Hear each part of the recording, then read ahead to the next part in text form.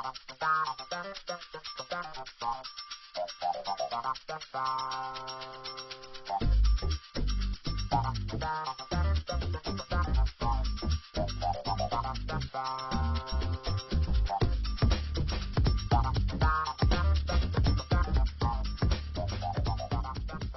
there everyone, it's Jeff C. How are you all doing? It is Sunday, October the 27th, and I don't know if you remember, I did a video not too long ago on the FBI memo that came out that was targeting conspiracy theorists and Second Amendment supporters pretty much as terrorists, right? Telling people, look out for people who question the official story on such events like 9/11. Perhaps Sandy Hook or the Boston Marathon bombing would be the next memo. But 9/11 truthers are starting to make a lot of noise when you can put up these kind of billboards, as you see in this little thumbnail photo here. You can see the kind of exposure that is possible when you have some sort of organization going.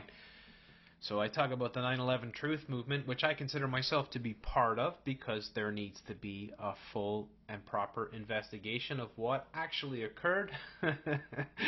Because somehow we have seen through lots of scientific evidence that the official or so-called official investigation is a whole lot of hogwash. But we know now, without a doubt, I mean, we've known this for some time, that conspiracy theorists, I mean, they've very carefully created this term and used it, well, specifically people who question official stories of these major events. And we can see today here how in the BBC we have this story. Are conspiracy theories destroying democracy? By Brian Wheeler. Wheeler, yes, that's quite a wheel that you're spinning there, Brian. And perhaps you can be a little bit elated by the amount of comments here. We have over 1,500 comments. I don't even have to look to know that that's a good sign. Because if people are talking about stuff, it means there's something important going on. And this photo that accompanies or acts as a precursor to the whole thing is very telling. Here we have the Kennedy assassination in the top photo, followed by the Twin Towers, the 9/11, Apollo landing conspiracy, and of course Lee Harvey Oswald. And perhaps that's a way of kind of spinning all these types of people who have these conspiracy theories in their heads, because there's a lot of different groups out there. I mean, there's a lot of people that just do the moon, right? And you can understand that. It's a lot of information to absorb. And a lot of people, all they do is focus on 9/11. I mean, we have architects and engineers who are focusing tremendously on the sort of physics of the whole event, showing how it was very much impossible. So there's an effort to loop all these people together, and it won't be long before you'll start seeing Sandy Hook photos in here, because Sandy Hook is being demolished. As I speak right now, Sandy Hook is being demolished. The bulldozers are in action. They're bulldozing the whole thing, and it's coming down. So let's take a look at this article here. The more information we have about what governments and corporations are up to, the less we seem to trust them. It's probably the most true thing that the BBC has ever written. It's quite phenomenal, actually. But will conspiracy theories eventually destroy democracy? What a mindfuck that is. What a crazy, crazy contradiction sort of stanza this thing is. In one sentence, they're telling us the more we seem to know about the people that control us, the corporations and governments that, run our lives, basically, the more we are less to trust them. Because we realize, well, they're fucking us over all the time. And then, followed up, will conspiracy theories eventually destroy democracy. How hilarious is that? Conspiracy theories cannot destroy democracy because governments and corporations have already done that, my friend. Yes, but you know that, right? I mean, this is straight out of the horse's ass here. What if I told you I had conclusive proof that the moon landings were faked, but I had to keep it up under wraps by my BBC bosses, acting under orders from the CIA, the NSA, and MI6? Most of you would think that I had finally lost my mind. But for some, that scenario, a journalist working for a mainstream media organization being manipulated by shadowy forces to keep vital information from the public, would seem entirely plausible or even likely. We live in the golden age of conspiracy theories. Yes, I've talked about that before. Of course, the language always being important. But nonetheless, the internet, the instant communication means that things get around. You know, images, videos, documents, all these things get around. So all of a sudden we realize, well, hey, a lot of the stuff that is constructed for our eyes doesn't happen at all in the way that we perceive it. So, yeah, this is the golden age of conspiracy theories. And if you look back in the last year alone, going back to Sandy Hook and going through, I mean, there's been so many things that would be highly questionable. So many events that have happened over the last year, just year alone. When we go to Sandy Hook, the Boston Marathon bombing, the Richard Droner event, the Woolwich beheading, all these events that came, the Navy Yard shooting, the Kenyon Mall, all these things that have happened.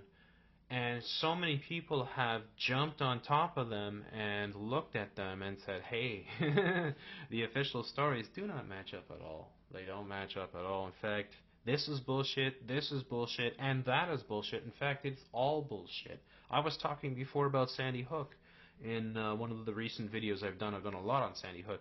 And saying, like, you could take any lead. You could follow any one person. Follow Robbie Parker or any of these people.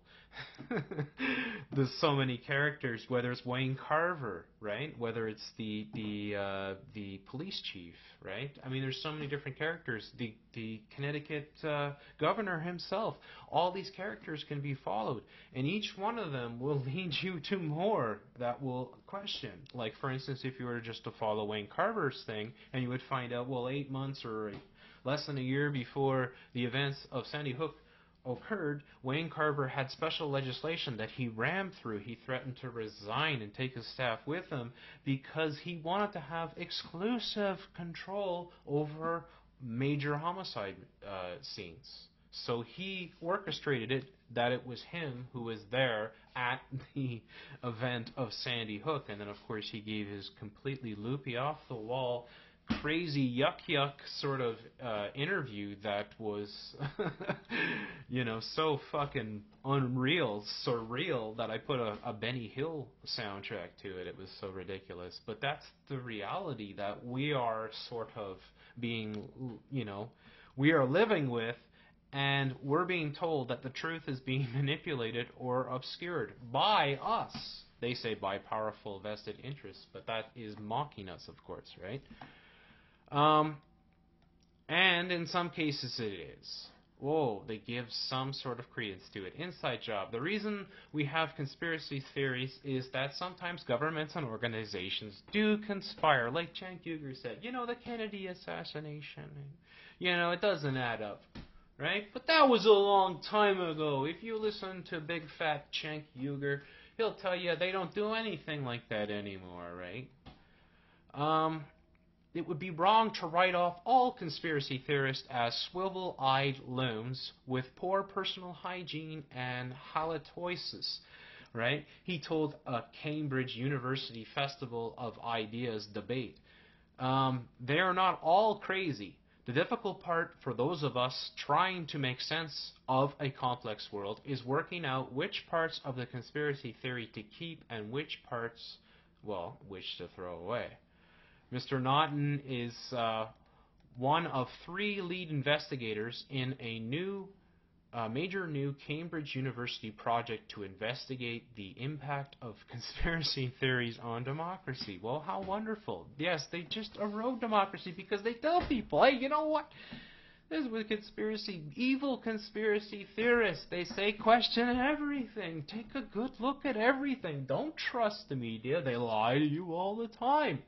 Take a good look at everything. What a threat. What a threat. Those horrible people, those terrible people, they're telling you to examine events, to look at them closely, to see if everything holds up. These people are awful. You can't listen to these people. The internet is generally assumed to be the main driving force behind the growth in conspiracy theories, but, says Mr. Naughton, there has been little research into whether that is really the case. He plans to compare internet theories on 9/11 with pre-internet theories about the John F. Kennedy assassination. Like the other researchers, he is wary, or perhaps that he should be wary of delving into darker recesses of the conspiracy world. The minute you get into JK stuff and the minute you sniff at 9/11 stuff, you begin to lose the will to live. That's an interesting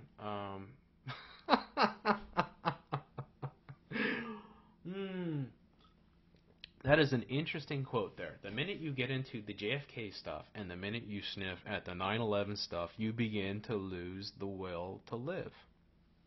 So what he's kind of saying is, like, you don't want to get into that stuff. You don't want to get into that stuff. I know exactly what he's talking about. It's pretty dark, right? It's pretty fucking dark. I mean, when you think about it, that's the giant mindfuck. It's not the fact that people can't believe that the governments could be possible, or elements within the government could possibly do that. It's more that they don't want to believe it, right? Like, they don't want to acknowledge it because that's a fucking bitter pill to swallow. It really is. And those of us who have swallowed it have had to kind of live with the consequences. It's not fun knowing that, lots of what we're being told in the media is a complete fucking lie, and that these major events have completely changed the future of our civilization. When we talk about the police state coming into the United States, we're talking about a change in the culture. The police state coming into Great Britain, into Canada, it is a change in the way that we live. The fact that we are being controlled by these mega corporations and that we have little democracy, little power as it seems, is what, I mean, this is what scares them. People are waking up. People are looking on the internet.